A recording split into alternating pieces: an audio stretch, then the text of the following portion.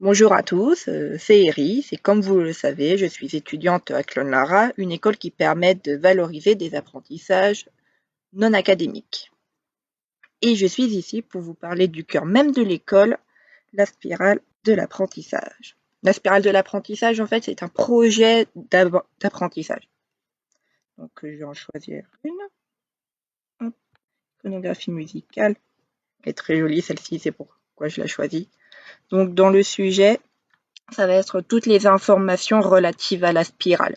La date de création, l'année scolaire, le numéro de semestre, la matière, le sujet, le nombre de crédits, etc. C'est l'onglet, entre guillemets, le moins important. Ensuite, il y a la recherche préliminaire. La recherche préliminaire, ça sert à dégrossir, en fait, le sujet de ce que tu veux faire. Tu réfléchis, en gros, en fait, à comment tu veux étudier le sujet de ta spirale. Tu dégrossis vraiment le sujet. Ensuite, il y a la recherche. Donc, la recherche, c'est ce que tu penses pouvoir mettre en place pour parvenir à l'objectif de ta spirale. Donc, moi, en l'occurrence, c'était faire une étude sur l'iconographie musicale, donc l'impact visuel des pochettes d'albums dans la musique. Donc, j'ai noté ce que je pensais utiliser pour parvenir à mes fins. Mais la recherche, elle sert seulement à penser ce qu'on va utiliser. Pour dire en fait ce qu'on va réellement utiliser, il y a la proposition. Dans la proposition, c'est vraiment ce que j'ai choisi de mettre en place pour parvenir à la fin de la spirale, vraiment. C'est ce que je vais faire pour de vrai. Ensuite, il y a le mentor, qui est une spécificité propre à Clonlara. En fait, le mentor, c'est quelqu'un qui est là pour t'aider, pour te conseiller, pour t'accompagner. C'est la personne référente pour ta spirale, on va dire. Donc moi, en l'occurrence, le mentor de ma spirale d'iconographie musicale, c'était Julien Escalas, aussi le magot, le chanteur de Magoyon. Ça claque un peu. Et ensuite, il y a l'application. Donc l'application, c'est ce que tu as fait pendant cette spirale. Euh, c'est ce que tu as mis concrètement en place pour finir la spirale. Ce qui a été fait, ce qui a été utilisé, comment j'ai procédé. C'est un peu un journal de bord de la spirale, on va dire, pour certains. Donc là, en plus, c'est un petit peu long, pas mal rempli. Et ensuite, il y a le résumé. Donc le résumé, lui, il est divisé en deux cases. Dans la première case, ça va être un peu notre expérience personnelle de ce qui s'est passé pendant la spirale, ce qu'on a appris, comment on a un peu grandi, on va dire. Et dans la deuxième case, ça va être les ressources.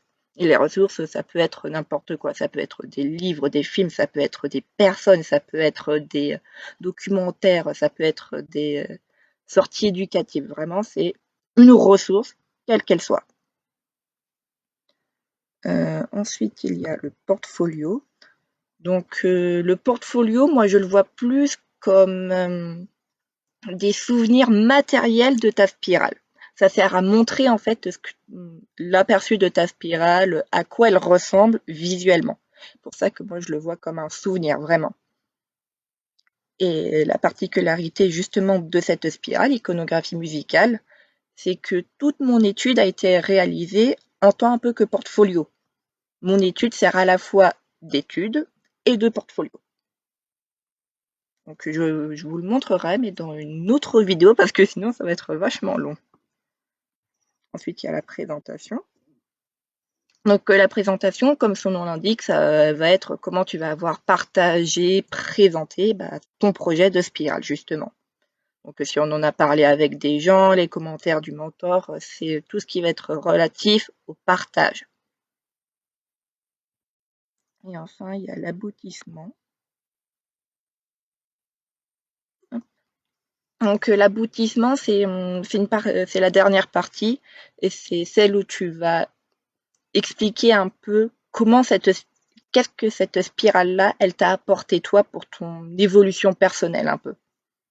C'est un petit peu du développement un peu personnel, là, pour le coup. L'aboutissement, c'est vraiment réfléchir à ce qui a été fait pour nous pour le mieux, ce qu'on aurait pu faire un petit peu mieux, ce qui a été un peu moins bien.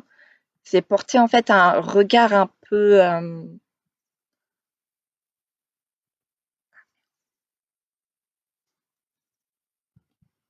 c'est ouais, porter un regard un peu extérieur en fait à la spirale, voir ce qu'elle nous a apporté.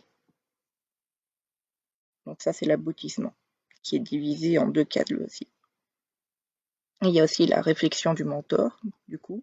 La réflexion du mentor, c'est en fait pas une évaluation, mais c'est à peu près le même principe. C'est qu'est-ce que le mentor il a pensé de l'élève, de ses progrès, de comment il a interagi avec lui, de la spirale de manière générale, s'il a été autonome, si elle a été un peu perdue, s'il avait besoin de conseils, etc.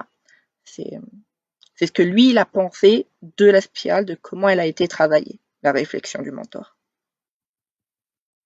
Et il y a les évaluations personnelles, donc c'est nous qui nous notons, c'est nous qui nous notons justement, on va dire. Pour ça, il y a tout un processus spécifique pour être le plus juste possible.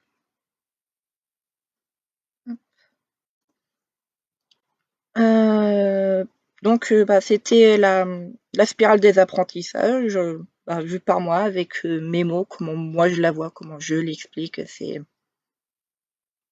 la spirale de l'apprentissage, comment elle marche, les différents sujets, les onglets, etc.